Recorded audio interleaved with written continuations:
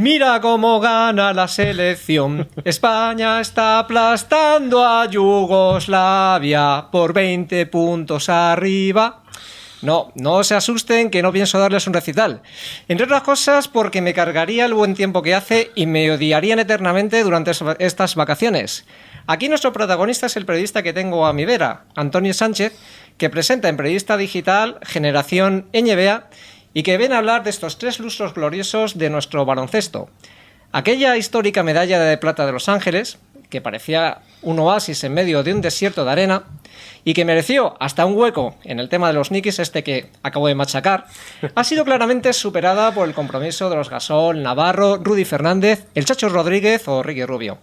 Antonio Sánchez, pues muchísimas gracias por aceptar la invitación de Periodista Digital pues para hablar de Generación NBA. A vosotros, una sorpresa muy agradable esta de los Knicks.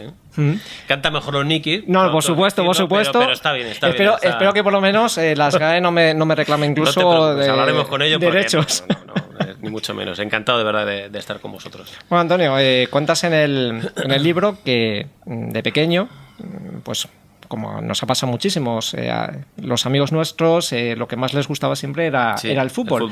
Sin embargo, a ti siempre te apasionó el baloncesto porque era un deporte donde, en cuestión de, como dices tú, de décimas de segundo, podía cambiar el resultado.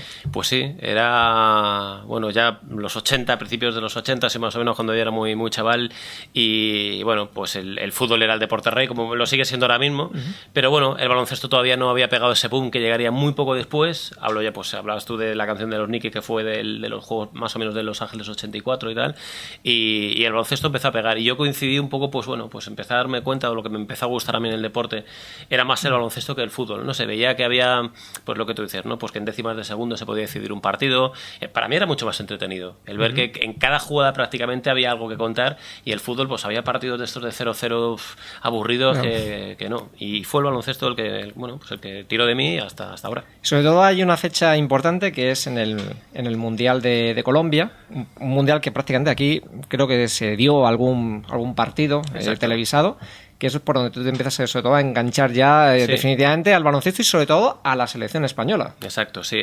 Recuerdo, pues eso, lo cuento en el libro, un partido España-Estados Unidos, en la Estados Unidos de aquel entonces, que todavía no había jugadores en NBA. España ganó por primera vez en partido oficial a Estados Unidos, no se televisó ese partido, yo era muy pequeño, recuerdo pues eso, vagamente, pero ya sí que empecé a tomar conciencia un poco y dije, bueno, pues si estos que son tan buenos los hemos ganado, voy a seguir un poco más este torneo. Y después ya sí se televisaron el resto de partidos, jugamos por la medalla de bronce con Yugoslavia, precisamente, no ganamos de 20, esta vez palmamos de 2. De 117 y 119. Exactamente, fue un partido espectacular, ese sí que lo vi, y después vi la final de Estados Unidos con por aquel entonces la URSS, y a partir de ahí ya en vena el baloncesto. Después llegó el europeo de Nantes del 83, Los Ángeles 84 y hasta ahora, ¿no?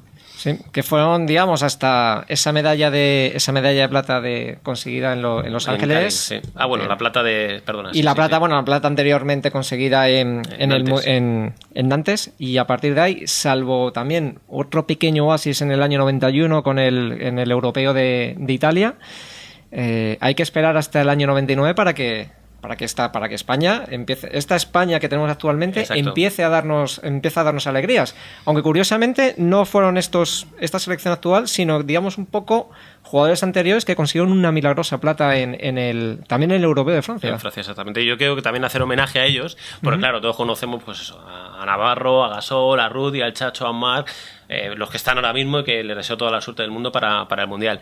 Pero es que 15 años antes, cuando no había prácticamente ninguno, digo prácticamente porque Carlos Jiménez ya empezaba a meter un poquito la cabeza, pero estaba un grandísimo Alberto Herreros, estaba Dueñas, estaban los hermanos Angulo, pues consiguió Iñaki de Miguel, que hizo un partidazo en ese europeo espectacular. Y consiguió, por ejemplo, con ese partido irse a fichar por el Olympiacos. Exactamente, fue su escaparate, consiguió España una meritoria con un poquito de suerte, bastante suerte también, pero bueno, el factor suerte en el deporte tiene que estar. Medalla de plata, y como tú dices, ¿no? Esa generación es imprescindible para contar lo que cuento yo en el libro. Esta generación NBA es un poco homenaje pues a estos 15 años de gloria, pero antes vino una generación muy buena, incluso antes, la generación del 84, y entre medias, aunque no se consiguieron prácticamente medallas, solamente esa que cuentas tú del 91, pues también rendir un poquito homenaje. Pero que es cierto, hubo un desierto enorme desde el 84, desde esa plata de Los Ángeles, saltándonos el 91 hasta el 99, 15 años, también justo otros 3 lustros de de desierto, ¿no? La gente un poco más joven está mal acostumbrada y se piensa que siempre hemos ganado medallas y hemos estado peleando con los Yankees por ser lo mejor del mundo, y no ha sido así. Sí, pues además incluso en esos prácticamente también esos 15 años de desierto, de no conseguir prácticamente pues nada. 3 citas importantes en España y bueno, y 3 fiascos. Hay que decir que bueno, más o menos de ridículo menor a ridículo mayor, Sí. empezando por el Mundo Básquet del año 86. Ese fue el que mejor estuvimos. El metal, el europeo Sí, el 97 y entre medias, sobre todo, No. el gran fiasco, el angolazo, como tú lo citas, del año 92. Eso fue un bochorno, hay que decirlo claramente, Sí. porque le costó el puesto al fallecido Antonio Díaz Miguel. Fue un desastre desde la preparación hasta el desarrollo del torneo. Se encaró muy mal ese torneo, además un torneo muy complicado, en un grupo muy difícil, y ya la quinta fue pues eso, aquella derrota con Angola por 20 puntos, y luego el partido en el que volvimos a jugar contra ellos en la segunda fase, por entre el 9º y el 12º puesto, que acabamos a palos. Lo sacamos ganando, pero nos sacudieron bien. O sea, fue un desastre completo. De todas formas, tú como periodista, por ejemplo, no fue... Claro, en ese momento en caliente a todos pues nos gusta hacer esa portada bestia, pero... Aquella Gigantes, foto de ¿no? Gigantes del básquet con la cara de Díaz Miguel y con aquella flecha diciendo y este señor ni un segundo más. Exacto. Dura. Cuando realmente de Díaz Miguel había conseguido cosas importantísimas en nuestro, Creo que fue un nuestro poco injusto, baloncesto. exactamente. Que fue uno de los culpables, por supuesto, pero no el único. Tuvo mala suerte, estaba en un momento fantástico Antonio Martín, que venía de una lesión, bueno, tuvo mala suerte en la final de la Liga con el Juventud, recibió un golpe en la espalda, no pudo estar, tampoco estuvo Fernando Romay. Es que los pibos que teníamos, creo que estaba Santi Aldama, Andrés Jiménez, Orenga, claro, eran o Aldama, que no tenía experiencia, o pibos muy bajitos, ¿no? Que no eran pibos natos, ¿no? Entonces pelearte con esa... Porque luego el juego exterior sí que era bueno, porque está todavía Epi, estaba Herreros, estaba Montero, estaban los hermanos Jofresa, estaba todavía Virukov, en fin, no era malo del todo, era un equipo medio competente. Pero claro, el juego interior era un desastre. Entonces toda la culpa no se la puedo echar a Díaz Miguel, desde luego. Luego el año 99, ese verano del 99, que es mágico, primero con esa medalla de plata, aunque no había mucha confianza, empezando por el propio cuerpo técnico, porque sí. Digamos, España ya había jugado su partido, dependía de lo que pasara entre Francia y Eslovenia, tenían que ganar los franceses, y Lolo Sáenz junto con todo su equipo, e incluso el presidente de la propia federación, deciden irse a una cafetería y no ver el partido. Eso me lo contó en el libro, lo digo, el propio Lolo Sainz, ¿no? Que bueno, pues habían hecho la verdad que una primera y una segunda fase bastante mala, no te voy a decir desastrosa, pero bastante mala, no tenía casi ninguna esperanza de clasificación, dependía de 2 partidos, me parece que Rusia con no sé quién también tenía que ganar. Era Rusia con Serbia, podría ser, sí, con lo que era todavía Yugoslavia, me parece que sí, sí. Y después Francia y Eslovenia, más Francia llegó a ganar por 14 o 15 puntos, con lo cual estábamos fuera. 8 minutos de y final. Empezaron al revés, ganaba Eslovenia, empezaron a remontar los franceses, a remontar, y al final se acabaron llevando la victoria y metieron a España. Y bueno, pues me contaba solo Lolo Sainz que estaba efectivamente con Pepe Sáez y con no sé qué más de la federación en un bar, otros jugadores por ahí viendo el partido en una televisión, otros en el hotel, porque poca gente pensaba que se iba a conseguir la clasificación, y que además si se conseguía, como se consiguió de forma casi milagrosa, encima el rival iba a ser la Lituania, Sabonis y compañía, con lo cual era casi, bueno, pues llegar a la orilla para morir ahí, ¿no? Porque después iba a ser complicado, pero no lo fue, afortunadamente. Al final, digamos, se murió en la orilla de la Plata, en este caso. En la orilla de la Plata, que es una gran orilla. Una gran orilla, aunque sí. parece ahora que la Plata suena... Ahora la plata de ahora, los bronces, el bronce de Eslovenia, yo lo he hablado con mucha gente, ¿no? Es que, oye, que es una medalla de bronce muy complicado, porque es que no solamente faltó Pau, faltó Navarro, faltó Ibaka, faltó Felipe Reyes. Sí, eran 4 o 5 jugadores que faltaron en esa selección. Fue un bronce que cuando pase el tiempo, yo creo que se lucirá más de lo que luce ahora mismo. Y prácticamente semanas después de esa final contra Italia en el europeo de Francia, nos vamos al Mundial Junior, al Mundial Sub-20, si no me equivoco, de Portugal, donde bueno, España esa España lo borda, y ahí empieza, digamos, ahí surge el germen de la España cestística que hoy conocemos. Es una generación brutal, irrepetible, y eso que Pau Gasol, por ejemplo, no era titular, era Germán Gabriel, bueno, pues ahí está empezando Navarro, Raúl López antes de las lesiones, que lástima, porque hubiera sido un pedazo de jugador fantástico, Felipe Reyes, bueno, en fin, pues el núcleo duro, por decirlo de alguna forma, no estaba Calderón, que estaba lesionado, en fin, que bueno, que era un equipazo. eran chavales, pero ya me contaba, por ejemplo, Charly Saideaja, que fue su entrenador, también charlé con él para el libro, que bueno, pues lo veía con una madurez y que lo comentaba con sus compañeros entrenadores, decía, es que lo que tengo yo aquí, a poco que tengan un poco de suerte, esto va a ser la pera, porque tenemos no uno ni dos, tenemos 5 o 6 que pueden acabar en la NBA como afortunadamente así ha sido, ¿no? No, desde luego acertó y bueno, hay que reconocer que salvo aquella derrota que tuvieron en la segunda fase con Grecia, sí. Fue un mundial impecable y con la guinda de esa victoria contra Estados Unidos, además una victoria dentro de todo holgada. Sí, sí. Aparte, claro, siempre brilla más una final con Estados Unidos, ¿no? A lo mejor ganas un mundial y lo ganas a Grecia, a Francia y tal. Como que cuesta algo, como ¿no? que parece que no vende tanto, pero encima de Estados Unidos, afortunadamente también Estados Unidos para esa generación no tenían pues un equipazo como a lo mejor ha podido llevar a otras, que eso hubiera sido distinto, pero se juntaron las dos cosas, ¿no? Creo que ahí la suerte histórica nos favoreció, que ellos no tenían un super equipo como han podido llevar otras ocasiones y que España tenía un verdadero Dream Team. Desde luego, vamos, un fantástico equipo. Sin embargo, todavía en el año 2000, la cita olímpica, que se consiguió precisamente en el europeo del año anterior. Exacto. Lolo Sainz todavía, bueno, lleva alguno de estos juniors, ya los lleva a los Juegos de Sydney. Por ejemplo, Pau Gasol sí que no va. Y se arrepiente, ¿eh? Él me lo dice personalmente, me dijo, mira, que una de las decisiones es bueno, pues arrepentirme de haber llevado a Pau a esos y entre juegos, comillas, esos Juegos Olímpicos tan desastrosos donde solamente se le gana a Holanda, se pierden el resto de partidos con Francia, con Canadá, con Serbia, además por diferencias. Angola es el único partido. Angola es el único equipo que se le gana, efectivamente. Es un desastre completo. Es un auténtico desastre. Sí, y a partir de ahí es donde, bueno, se da un giro de timón, golpe de timón. Bueno, llega un tal Pau Gasol en la siguiente Exactamente. convocatoria que cambia un poquito Lolo la cosa. Sainz sale y entra durante 2 temporadas, creo que Imbroda. Sí, el europeo de Estambul, el del 2001, ya Navarro más crecidito, por decirlo de alguna forma. Pau Gasol ya era número 3 del draft de la NBA. Ese mismo año empieza su andadura ahí en la NBA en Memphis. Está por ahí también Calderón, Felipe también un poco más crecido, está Carlos Jiménez, creo que Roberto Dueñas también andaba por ahí todavía. Bueno, ya empezamos a ver el equipo, que pedazo de equipo que va a venir dentro de muy poquito tiempo, y somos bronce. Y desde luego es cierto que esta selección, que ha ganado muchísimo, todavía podría haber ganado muchísimo más, sí. Porque si analizas lo que ocurre en el Mundial del año 2002, que se celebra en Estados Unidos, sí. Es Alemania la que nos echa prácticamente con una canasta ahí en la prórroga. El señor Nowitzki que nos la ha liado un par de veces. Es ahí el europeo en el 2005 con una canasta en el último segundo. Más hablando un día con Garbajosa, me dice, es que Garbajosa es un tipo de 2,5 metros, buen defensor, cuando estaba en plenas facultades, dice, es que le puse la mano en la cara, es que o sea, no se le puede achacar nada. Igual que también con el tiro de Teodosic en tuvo mala suerte, porque además también es Garbajosa el que defiende a Teodosic, sí. Y le clava ese triple desde 8 metros. Dice, yo te prometo que salté y con la manaza que tiene Garbajosa, que es enorme y tal, es que pues, te la ha clavado, es que no se puede hacer nada, es indefendible y hay que darle la enhorabuena, ¿no? Pero lo que tú dices, no estuvo muy cerca ese mundial, pero si me apuras, hablando con mucha gente de ahí en el libro, con Pepu Hernández y con varios jugadores, los Juegos Olímpicos de Atenas tienen ahí una espina clavada, porque ahí lo tuvieron muy cerca. Iba a decir otra cosa, pero lo tuvieron muy, muy cerca, porque Estados Unidos todavía llevaba a LeBron, a Wade, tal, pero todavía eran chavales entre comillas, no eran los mega cracks que son ahora.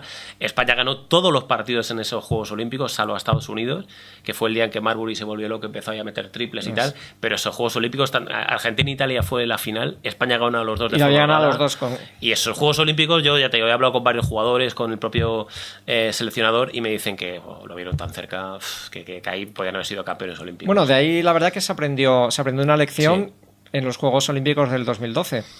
España en principio empezó muy bien, de repente las cosas se empiezan a torcer con Rusia, y en el último partido contra Brasil, que ya sí España es verdad estaba clasificada, pero si ganaba quedaba segunda y quedaba segunda, y claro, por el otro lado del cuadro te cruzabas sí o sí con Estados Unidos en las semifinales, y dijeron, hombre, después de lo que nos pasó en los Juegos Olímpicos de Atenas, ¿qué hacemos? Es verdad que en el libro a ti te dicen los jugadores que por activa y por pasiva, que ellos dijeron, queremos ganar. Eso es lo que dicen oficialmente. Pero el último cuarto, vamos, España, como un programa deportivo, jugó tirando a fallar. Yo te digo que pocos jugadores, por no decirte ninguno, querían ganar ese partido. O sea, no te lo van a decir públicamente, bueno, off the record es otra historia y yo tengo mi propia información, pero bueno, era lógico porque ves que era meterte en el camino del lobo directamente contra Estados Unidos y perder la oportunidad de jugar una final como así fue. ¿Quién se acuerda ahora de ese partido? Pues nosotros, que nos gusta mucho el baloncesto y que hablamos de esto, pero bueno, la gente al principio era como, bueno, es un acto antideportivo porque si te dejas ganar y tal, bueno. Esto es deporte y hay, bueno, pues casi todas las reglas valen, ¿no? Y ese partido, no digo que había que perderlo, pero no había que ganarlo. Pero lo que está claro que esta generación, Antonio, de repente se empieza a llegar a semifinales, se empiezan a llegar a finales, también se pierden, como aquel europeo de Suecia que se pierde aquella final con Lituania, una medalla de plata que parecía que sabía poco, la medalla de bronce del europeo del 2001. Pero esta generación siempre dice que, o sea, ellos, al igual que demostraron en ese Mundial Sub-20 de Portugal, ellos querían el oro en todas las competiciones. Es verdad, España más no lo tenía a nivel absoluto, no tenía ninguna competición, y llega ese mágico Mundial del año 2006, donde ya pues España se quita absolutamente todos los complejos y consigue pues algo que no tenía parangón en nuestro deporte. Y además completar un campeonato perfecto, ¿no? Yo, hablando con Pepu, me dice, nosotros empezamos a darnos cuenta, dice, o yo por lo menos empecé a darme cuenta, porque hubo un torneo justo antes, se jugó contra Eslovenia, me parece, contra Serbia y contra, no recuerdo contra otro equipo, y se gana fácil, como de 20 puntos, diciendo, bueno, joder, que vamos sobrados. Llega el Mundial, empezamos a ganar, no sé si fue a Japón que se le ganó de 50 puntos, a Panamá de lo mismo, y daba igual el rival, era una diferencia brutal. Y si echamos un poco la vista atrás, incluida la final, quitando con Argentina, aquella semifinal, eso sí que fue duro. Ese fue el único partido donde España sufrió y donde ganó por una diferencia asigua. El resto, mínimo, me parece que fue Angola, no sé si fue Angola, ahora no recuerdo bien, que ganó España por 10, 12, 14 puntos por ahí, el único equipo que estuvo cerca de la barrera de los 10. El resto, todos, menos Argentina, España los derrotó por más de 10 puntos. O sea, no solamente se ganó todo, sino de qué forma se ganó ese mundial, ¿no? Fue redondo. Sí, porque aparte siempre se ha dicho, también en los últimos años, porque también la memoria es muy corta y sobre todo en las derrotas somos muy cainitas, siempre se ha dicho, es que España también, la mala suerte que ha tenido en últimas jugadas, en últimos tiros. También es verdad que en ese mundial, si llega a entrar aquel tiro de Nocioni, pues a lo mejor este libro igual hoy no existe este libro, de repente. Claro. A lo mejor si entra ese tiro, a lo mejor el de Holden en la final no hubiera entrado. Es que esto es el deporte. O sea, unas veces entra la pelotita, por ejemplo, de Calderón, el último Eurobásquet en 2013, un tío con una fiabilidad como Calderón, liberado en una esquina, un tiro que lo suele meter, pues no lo metió. Y España no jugó la final no lo ganó a Francia ese partido, no pudo jugar la final. Bueno, pues esto es el deporte, es el baloncesto, pues eso es lo que hablamos al principio, por décimas, por decisiones puntuales pasan estas cosas. Y en el 2006, sobre todo, lo importante, este grupo que muy ambicioso, que no tiene ningún tipo de queja por precisamente quedarse sin vacaciones. Al revés. Todos siempre pensando en que llegase el verano, poder jugar la cita, se gana ese mundial. Sin embargo, en el 2007 parece que, oye, que nos olvidamos de que España acaba de hacer pues una auténtica machada, que es subcampeona de Europa, pero sí, que parece que no es nada, ¿no? Parece que hubo como mal rollo, ¿no? Sí. En aquella final que se pierde al final con aquella canasta de Holden y ese tiro de Gasol que pues con mala suerte no entra. Es que no era la jugada. Ya te digo yo que había 3 opciones y esa era, bueno, pues encontró Gasol el balón encima y a punto estuvo a entrar. Pero lo que tú dices es que no, esa piña del 2006 no la hubo, pero no por los jugadores y el entrenador, sino por razones externas. No hubo buen feeling con la federación y con el entrenador y a partir de ahí se empezó a enmarañar un poco la situación y, bueno, pues de hecho Pepu pues acabó saliendo pues como salió y eso afectó a los jugadores. Pero precisamente, Fede, es una cosa que me ha llamado bastante la atención. Pepu Hernández consiguió, yo creo que un clima con los jugadores, había una auténtica camaradería. Sí. Y sin embargo, no sé, ese empeño además, sobre todo en la federación, de cambiar continuamente a la persona que tiene que estar en el banquillo, y sobre todo en el caso de Pepe Hernández.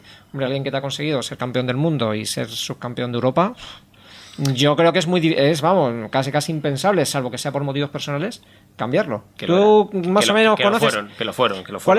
¿Cuáles son, digamos, las causas o el mal rollo que pudo haber entre Pepu y la directiva pues, en la federación? Dos personalidades encontradas. Son dos tipos con mucha personalidad, tanto Pepe Sáez como Pepu Hernández, con los que yo me llevo muy bien, quiero decir, los conozco, tengo creo que un rollo cordial, un trato cordial, pero reconozco que, bueno, pues que tienen cierta personalidad y chocaron. Desgraciadamente para el baloncesto, porque creo que si no hubieran chocado y hubiera seguido ese buen rollo del Mundial de 2006, creo que se podía haber alargado bastante más esa situación, pero el caso es que chocaron y al final pues la cuerda se rompe por el lado más débil, que es el del entrenador, no se ve el presidente. Entonces, bueno, por distintas opiniones diferentes acerca de varios temas, de patrocinio, en fin, de varias historias, ¿no?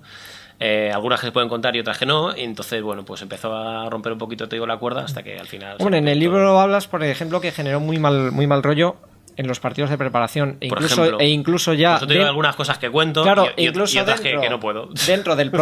Dentro ya del propio campeonato, por ejemplo, tener que dividirse en dos grupos en una cita en Gijón, sí, unos que iban a la central lechera asturiana, sí, correcto, y otros me parece que no sé si iban al ayuntamiento. Correcto, sí.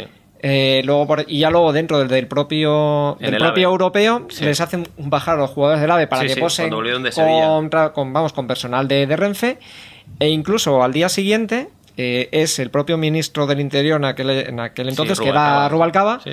Que consciente de que estos jugadores vienen de jugar un partido, del viaje, de venir a Madrid, no les voy a hacer yo ir hasta el acto, hasta la comisaría donde iba a ser, digamos, esa presentación de los DNI, sino que es el propio Rubalcaba el que se persona hasta el hotel de la concentración.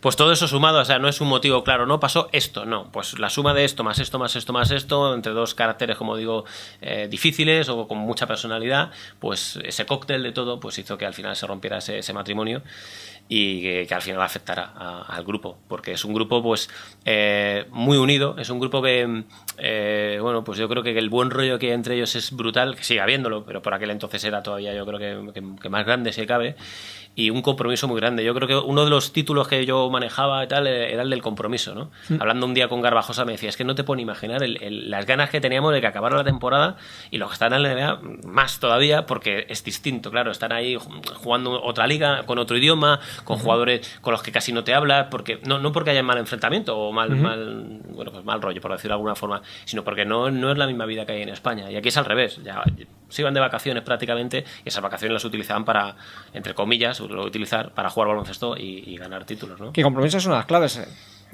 Cuentas la anécdota de Garbajosa. Prácticamente habían pasado muy poquitas horas o poquitos días de aquella terrible lesión donde incluso Calderón le tiene que poner la toalla encima para que no vea cómo le había quedado el pie, porque es que había quedado en una posición totalmente antinatural. 90 grados. Yo cada vez que lo veo... Dice que la imagen es espantosa. Tremenda, sí. Está en YouTube. Y Garbajosa dice, yo por narices tengo que estar en ese europeo del 2007. No me lo puedo perder, y al final, entre que él mismo se machaca, se pone en manos de los mejores especialistas, y al final incluso consigue vencer pues esos recelos que tenía pues la propia franquicia de Toronto. Claro, y le costó su papel en la NBA. Él es consciente, se la jugó y lo puso en una balanza y quiso estar con la selección española.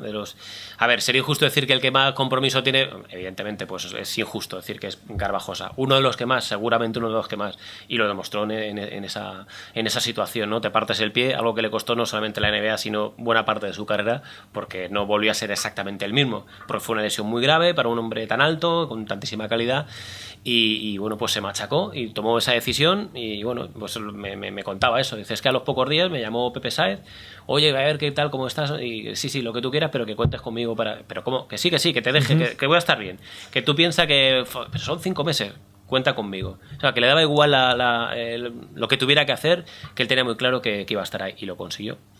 También otro de los comprometidos, evidentemente, y a pesar de todo el palmarés que tiene, que casi, como él dice, pocos títulos le quedan, quizá ganar una medalla de oro en los Juegos Olímpicos y ganar la Euroliga con el Barcelona es Pau Gasol. Sin embargo, parece que siempre, cada vez que Pau Gasol, pues porque evidentemente la NBA es una competición que machaca muchísimo a los jugadores, esos largos desplazamientos, jugar 3-4 partidos entre semana, y cada vez que ha renunciado a jugar en la selección, pero no porque él casi quisiera, sino porque dice, oye, es que tengo que descansar. Correcto. Enseguida surgen críticas por su pero surgen críticas básicamente por gente que no conoce muy de cerca el baloncesto. Entre comillas, y con todo mi respeto, porque yo trabajo para el fútbol, los futboleros, muchos periodistas que me dicen ahí, pero ¿cómo no puedo? A ver, ¿es lo mismo la selección de fútbol y el baloncesto? No es lo mismo. No es lo mismo porque en baloncesto todos los años tienes un compromiso, ya sea europeo, porque es cada 2 años, no como en el fútbol, europeo, Juegos Olímpicos y Mundial. Entonces, es imposible que una carrera de un jugador de baloncesto, más ahora, después de la cantidad de